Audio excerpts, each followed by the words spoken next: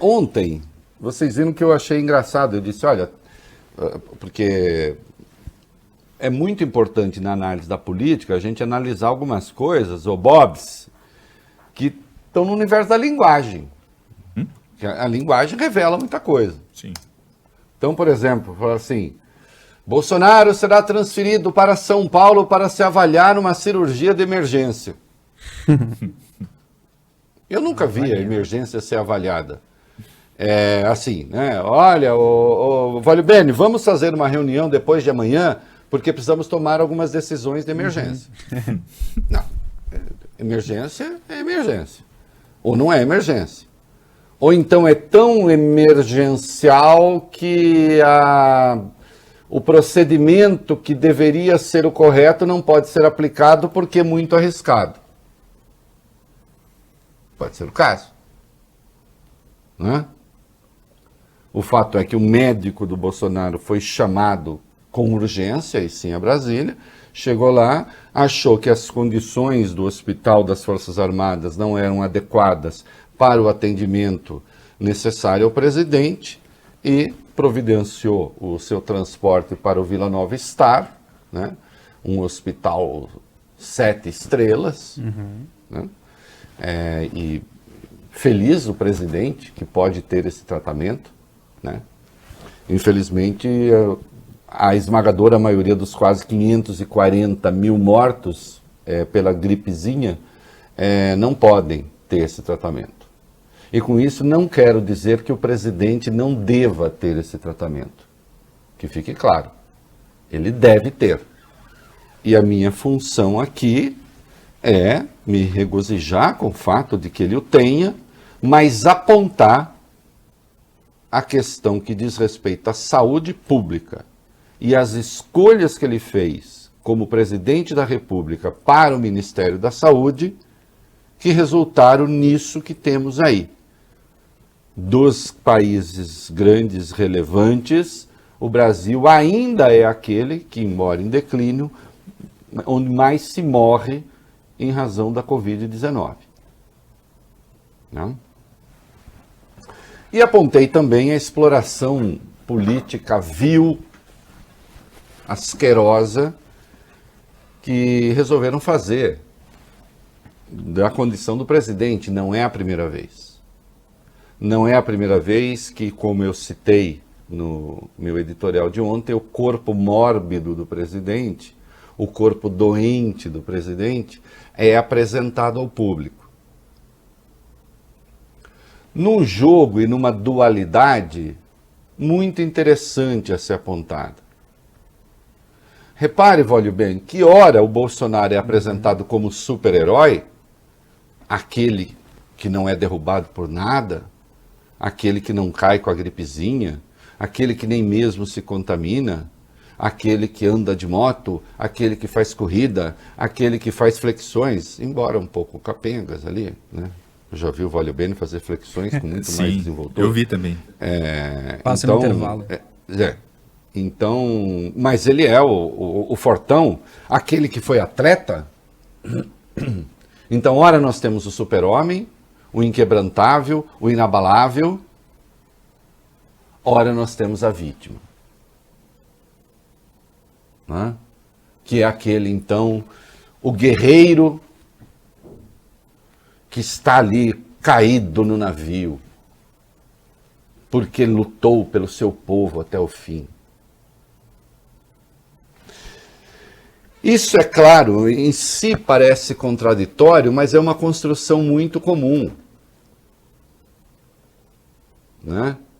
Que está ali, de algum modo, no fundo das consciências. O herói que morreu por nós. O profeta que morreu por nós. Aquele que na sua luta incansável não pensou em nenhum momento nas próprias questões e foi até o fim. Então, esse negócio que, de um lado, trabalha a figura do herói e, ao mesmo tempo, a da vítima,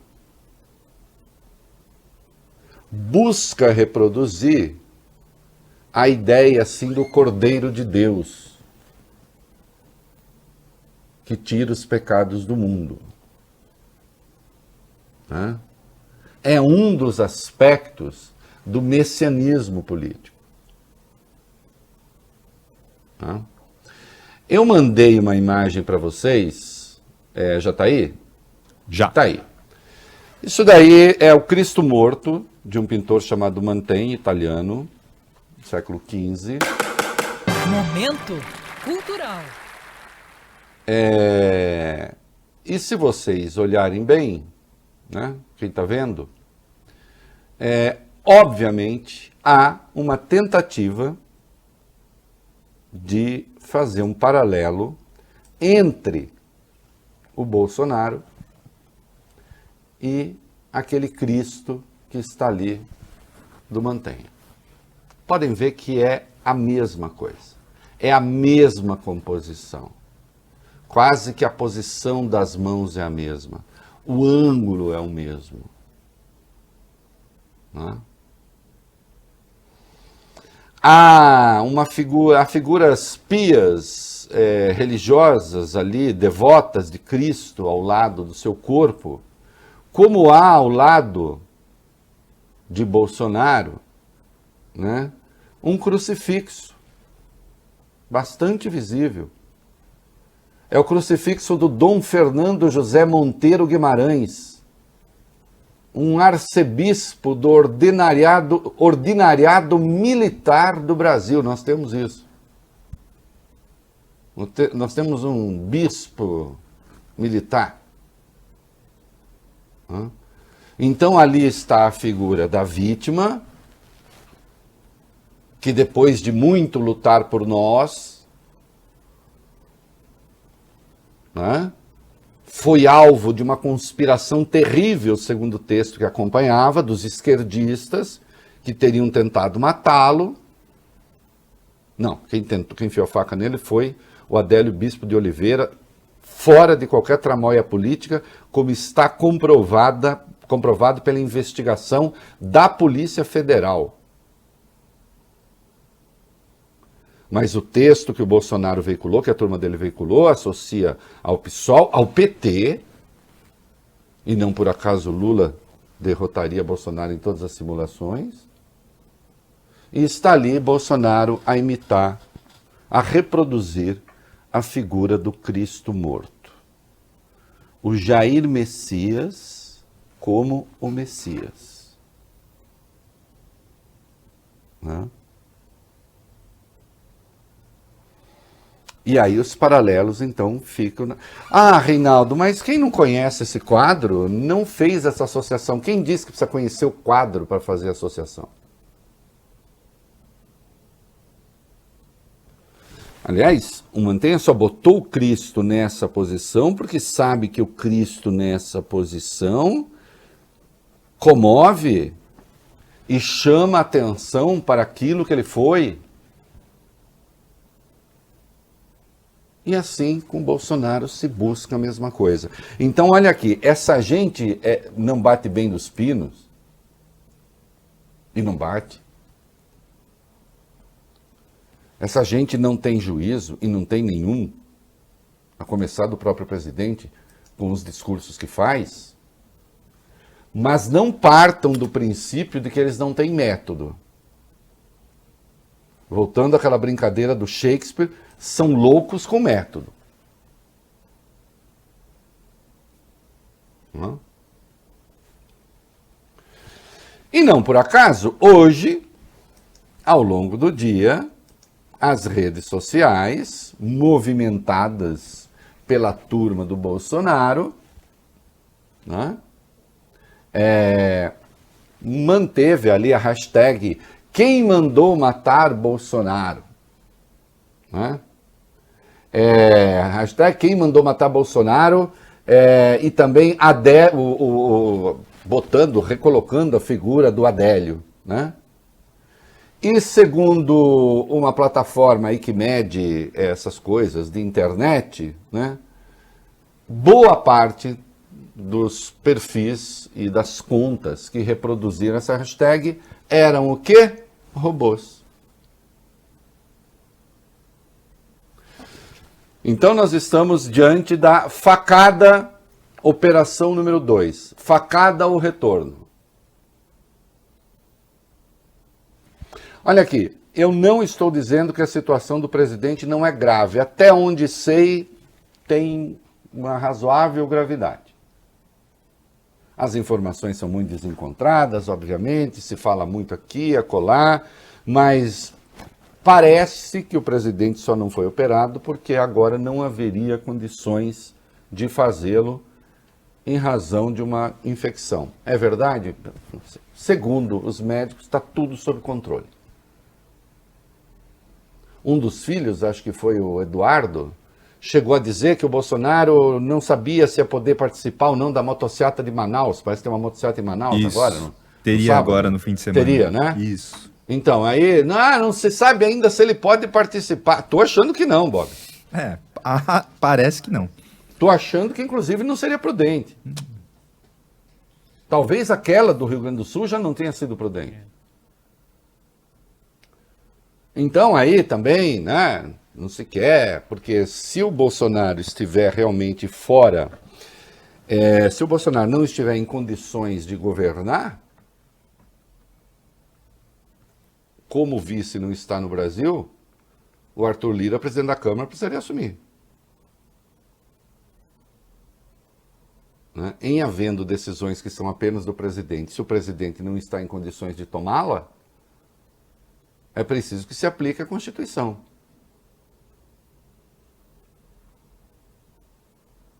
Então, ao mesmo tempo, nós temos o herói que tombou, vítima dos esquerdistas, de uma conspiração de esquerda, como se a facada tivesse sido do interesse da esquerda, como se a facada não tivesse sido o caminho que levou Bolsonaro, um dos instrumentos que levaram Bolsonaro ao poder.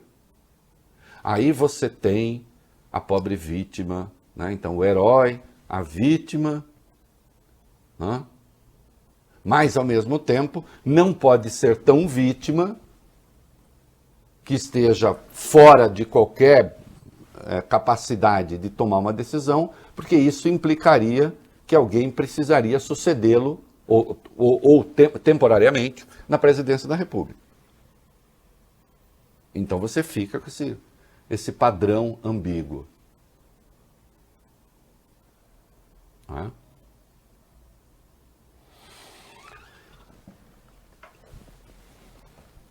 Quem reparou direito, atenção, nós temos um documento no Brasil que ele tem uma dimensão trágica, mas, ao mesmo tempo, também um tanto patética, que é a Carta Testamento do Getúlio Vargas. Fiquem calmos, eu vou explicar. Não há dúvida nenhuma de que Getúlio enfrentava uma conspiração para derrubá-lo. Né? Como não havia dúvida nenhuma de que vivia muito mal cercado. Porque sim, o atentado ao Carlos Lacerda foi feito por alguém do seu grupo. Ainda que tudo indica a revelia do presidente. Não interessa. Mas foi. O Gregório Fortunato, seu segurança. Mas o Getúlio enfrentava havia a disposição clara de derrubá-lo. E o líder dessa tentativa de derrubá-lo era justamente o Carlos Lacerda.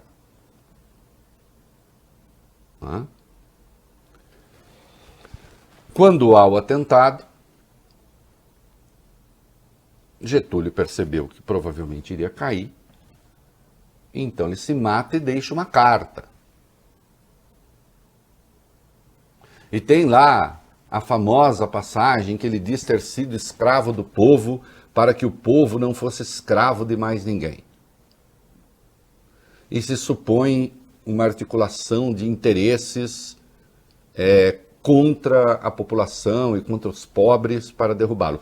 Que havia uma articulação de extrema-direita para derrubá-lo, isso é verdade. Curiosamente, no Instagram, né, o Bolsonaro faz o que eu chamei de insta-testamento. Né? Só que, claro, ele não parte do princípio que ele vai morrer. Né?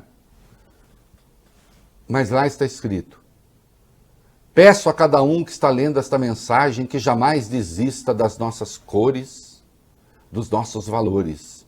Temos riquezas e um povo maravilhoso que nenhum país do mundo tem. Com honestidade, com honra e com Deus no coração, é possível mudar a realidade do nosso Brasil. Uma espécie assim de testamento. Só que aí vem assim seguirei. Ele não está se despedindo, né? O Getúlio sabia que ia morrer. Era uma carta de um suicida. Mas aí cumpre indagar: quem são os inimigos de Bolsonaro?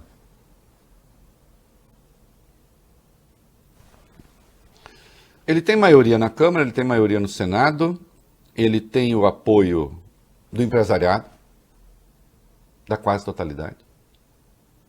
Sim. Ele tem o apoio do mercado financeiro. Tinha o apoio da maioria, pelo menos daqueles que o elegeram, tanto é que foi eleito. A maioria daqueles que votaram, melhor, tanto é que foi eleito. Portanto, não havia conspiração nenhuma contra ele. Como não há.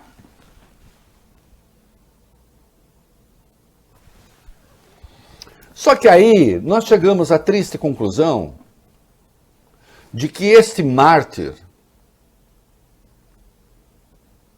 este que tenta colar a figura de Cristo, tem como inimigos o Estado de Direito, a democracia, os poderes da República, a Constituição, o sistema eleitoral, as minorias, a diversidade, a liberdade de opinião. Esses são os inimigos de Bolsonaro. Se Bolsonaro fosse um Cristo, ou figura similar, não seria o Cordeiro de Deus. Se Cordeiro fosse, seria de outra coisa.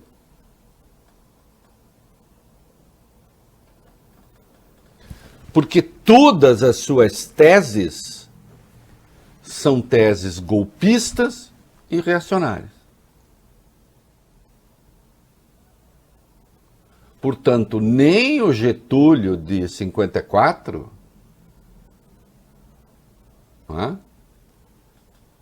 sim, que deu um golpe fascistoide em 37, eu não estou ignorando, mas em 54 tinha voltado pela via eleitoral. Portanto, nem esse Getúlio, que deixa a carta testamento, ele tenta aqui simular algo parecido, tampouco o Cristo, em cuja imagem eles tentam colar.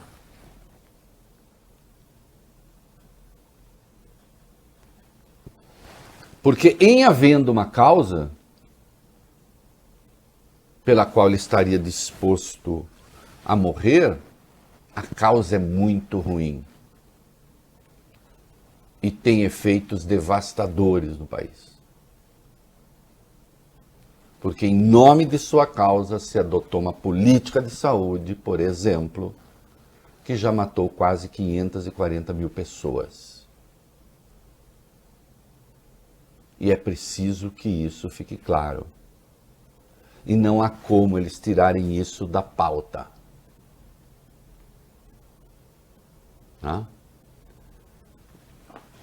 E reitero aqui. Sare, presidente, fique bom. Uma torcida pessoal que vem do fundo do meu coração. Uma torcida que vem do fundo da minha consciência, onde residem valores morais e éticos, os morais que são aqueles pessoais, os éticos que são aqueles relacionais, e uma torcida cívica, para que Vossa Excelência pague pelos crimes que cometeu no poder. E não, Vossa Excelência pode ser Jair Messias, mas não é Cristo. Vá ver os valores do Cristo e o Senhor constatará que não coincide com o seu discurso com a sua prática, com os valores que o senhor mobiliza e com seus aliados. É isso aí.